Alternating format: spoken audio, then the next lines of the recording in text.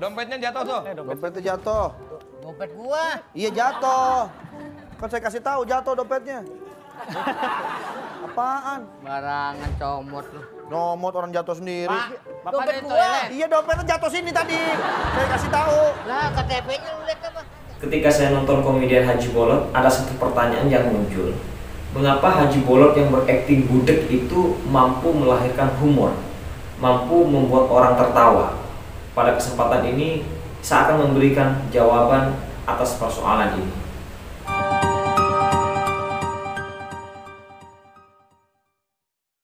Membaca teks-teks filsafat terus-terusan itu kadang membuat kita jenuh. Ada semacam keruwetan. Teman-teman biasanya mensiasati keruwetan ini dengan membaca novel-novel tertentu yang bisa membuat mereka terhibur. Saya secara pribadi biasanya melihat tontonan-tontonan humoris atau membaca teks-teks humor. Tetapi lebih sering melihat video-video humor ya, seperti komedian. Salah satu komedian yang paling sering saya tonton adalah Haji Bolot ya, yang sering berakting budek. Saya menikmati akting-akting Haji Bolot yang kadang konyol, kadang menjengkelkan. Tapi ada hal-hal yang bisa kita pelajari dari akting-akting beliau, sekalipun itu bisa membuat kita tertawa. Salah satu hal yang muncul dari benak saya sebagai satu pertanyaan atas komedian Haji Bolot ini adalah mengapa kebudekan atau akting budek yang dilakukan oleh Haji Bolot itu bisa menimbulkan rasa humor, bisa membuat kita tertawa, bahkan sebagian orang terbahak-bahak. Pertanyaan ini kalau kita coba telusuri dengan mendalam, mungkin saja melahirkan suatu filsafat yang kita kenal filsafat humor barangkali. Tetapi dalam kesempatan ini saya mencoba menelusuri jawaban atas persoalan ini ke dalam ilmu linguistik, terutama cabang pragmatik. Jadi pragmatik itu adalah salah satu cabang ilmu linguistik yang mempelajari makna, yang melihat hubungan antara teks dan luar teks. Jadi makna didapat pada teks justru ketika dihubungkan dengan luar teks. Ini bedanya dengan semantik, yang mana semantik itu melihat makna hubungannya dengan dalam teks itu sendiri. Suatu kata biasanya dicari maknanya ketika dihubungkan dengan struktur kalimat misalnya, itu semantik.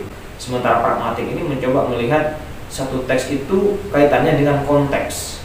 Karena itu kadang ada hal-hal atau ada kalimat-kalimat yang secara semantik tidak terstruktur atau secara sintaks tidak terstruktur, tetapi ketika masuk ke dalam suatu konteks tertentu, kalimat ini bisa dipahami.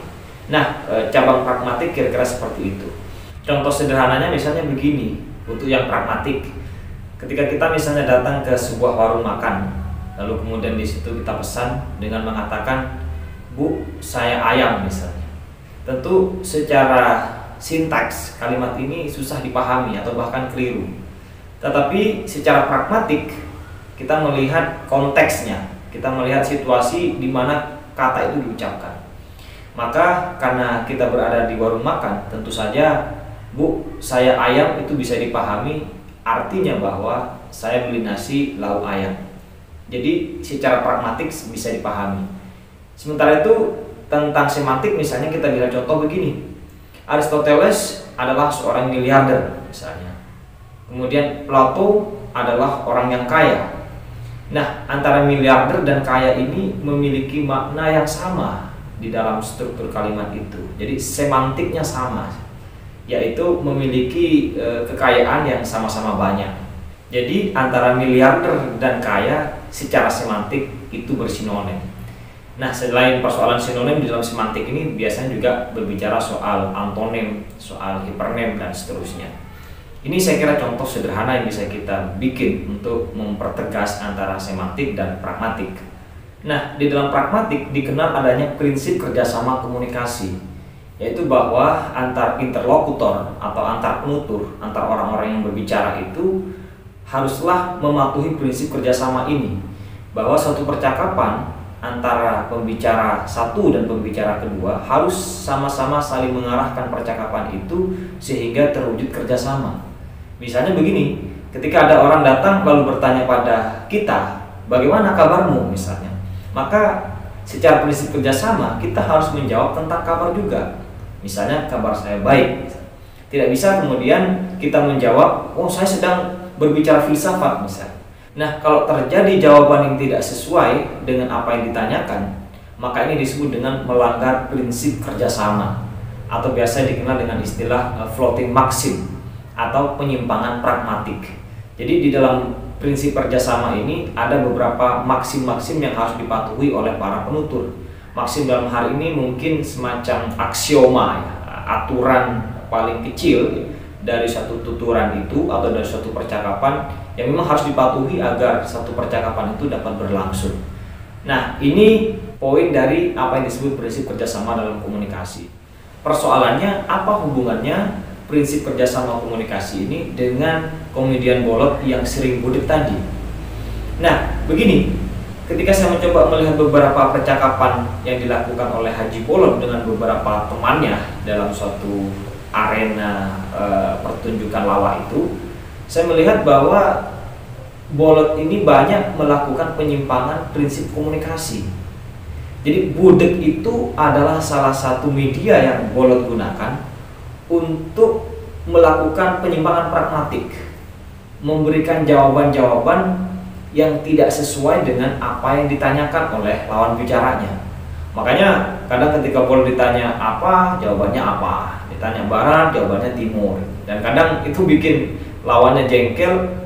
Dan ternyata kemampuan Bolot di sini mampu memberikan jawaban-jawaban yang itu bersifat humor. Jawaban yang bikin para pendengarnya tertawa terbahak-bahak. Itu tentu saja jawaban-jawaban itu adalah bakat. Tetapi bahwa Bolot menggunakan penyimpangan pragmatik ini adalah salah satu cara komunikasi yang dilakukan Bolot di dalam membangun strategi dia agar percakapannya bisa menimbulkan lawakan-lawakan atau humor-humor tertentu. Pak. Iya, ini anak saya dipanggil di sini ke sekolah nih sini. Ini kenapa ini Pak Kepala Sekolah? Siapa? Enggak tadi ini. Saya dipanggil katanya sama Bapak. Ini ada apa ini anak saya? Oh gitu. Barangkali ada yang perlu dibantu gitu. Enggak tadi. Apa kabar? Apa kabarnya? Gua? Iya. Betawi asli.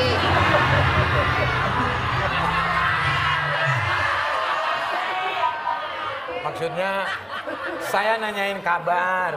Apa kabarnya? Bukan nanyain asalnya. Kabarnya baik.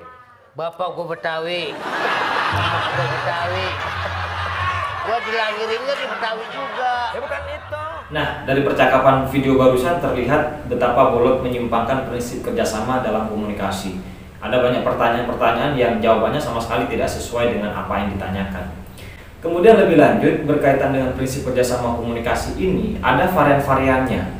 Dalam hal ini perlu kita membahas pemikirannya Paul Grice di dalam bukunya Studies in the Way of Words. Jadi Paul Grice ini adalah salah satu tokoh penting yang merumuskan tentang prinsip kerjasama komunikasi ini.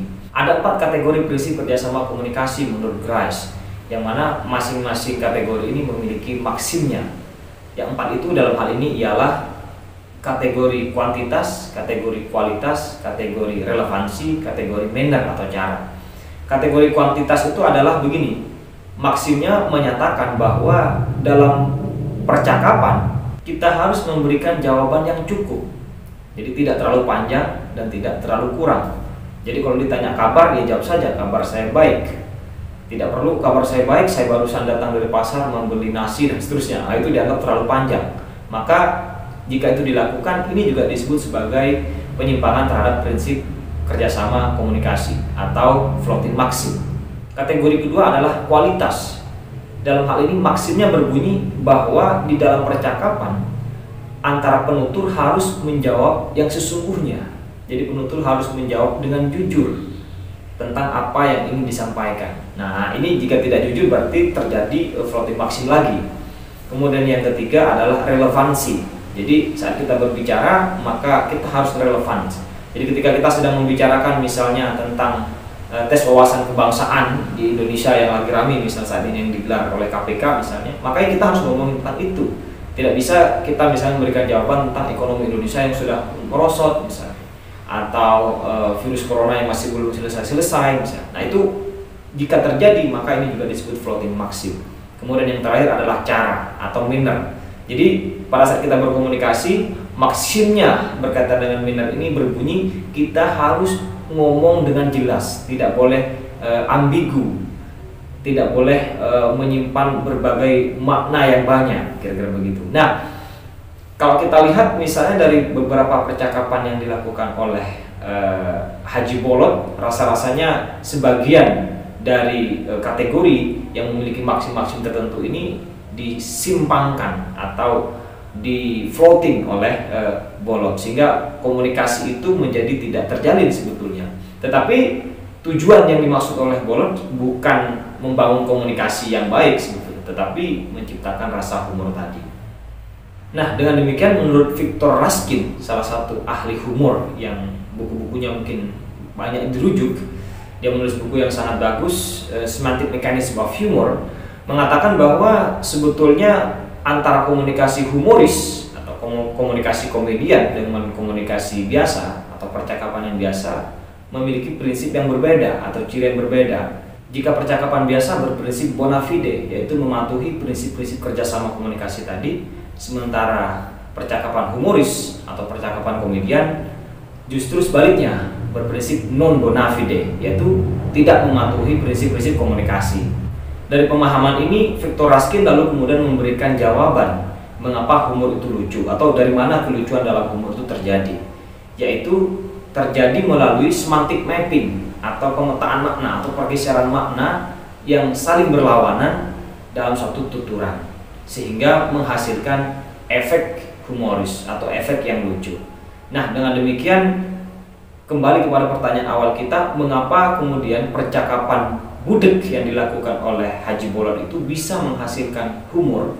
Karena secara prinsip itu tadi Haji Bolot mampu menyimpangkan prinsip-prinsip kerjasama atau floating maxim yang itu bisa melahirkan efek humor atau efek lucu bagi para pendengarnya.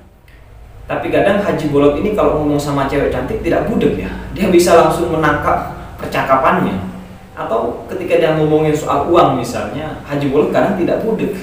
Ini sebetulnya cara dia berkomedi yang sangat khas, ya, sangat unik dibandingkan beberapa komedian-komedian lain misalnya yang mohon maaf kadang lebih banyak menonjolkan sisi-sisi penghinaan, sisi-sisi caci maki untuk mendorong rasa humor yang kadang itu bagi saya kadang menjijikkan, kadang sama sekali tidak ada nilai humornya selain penghinaan.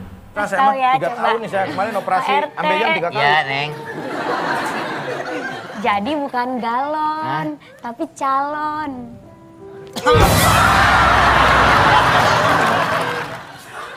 Pak RT, Ya, sebenarnya Pak RT kayaknya salah deh. masa? Iya. Soalnya yang dicari sama Mas Tukul itu catering, Jadi bukan keriting. seharusnya Catering. Makanan, Catering. Dari sini dapat kita baca bahwa cara berhumor Haji Bolot ini juga memiliki nilai kritik sosial. Bahwa hari ini misalnya kita cenderung malas ngomongin yang serius-serius ya. Kita cenderung budek ya ngomongin yang serius-serius. Berdiskusi filsafat kita budek ya, kita malas. Ngomongin hal-hal yang berkaitan dengan pembangunan kapasitas intelektual kita misalnya, kita cenderung malas ya. Tetapi ketika ngomongin soal uang ya, atau hal-hal yang berada di bawah perut misalnya, maka kita langsung connect, kita langsung nyambung. Ini satu kritik yang ingin Haji Bolot sampaikan sebetulnya ketika dia melihat realitas. Selain itu, yang menarik lagi kritik sosial dari Haji Bolot ini menurut saya adalah, kita tahu Haji Bolot ini sering sebagai penguasa kira-kira, makanya dia disebut Bapak RT, dia selalu menggunakan seragam RT misalnya. Tetapi RT yang budek kalau diajak ngomong ya, itu satu simbol bahwa kita hari ini ketika berhadapan dengan kekuasaan, ketika kita menyuarakan aspirasi masyarakat, aspirasi sosial kita cenderung diabaikan, mereka cenderung budek gitu, cenderung tidak mendengar apa yang menjadi keluhan kita. Nah, kecuali soal korupsi misalnya, soal uang itu dipakai untuk bayar perempuan misalnya oleh para penguasa kita itu, maka mereka nyambung, maka mereka bisa connect kira-kira, tanpa disuruh mereka langsung melakukannya. Ini satu kritik yang sangat menarik menurut saya. Jadi dengan demikian setidaknya kita sudah mafhum secara teoritik, kalau kita boleh bilang begitu, bahwa mengapa Bolot yang butuh itu bisa melahirkan tawa, bisa menciptakan humor. Selain itu, yang paling penting dari komedi Haji Bolot ini adalah kritik-kritik sosialnya yang sampai hari ini masih kontekstual. Sampai hari ini tidak bisa dilakukan oleh para komedian-komedian yang lain, tetapi Haji Bolot mampu melakukannya. Saya kira ini apa yang saya bisa jelaskan atau apa yang bisa saya diskusikan tentang fenomena komedian Haji Bolot.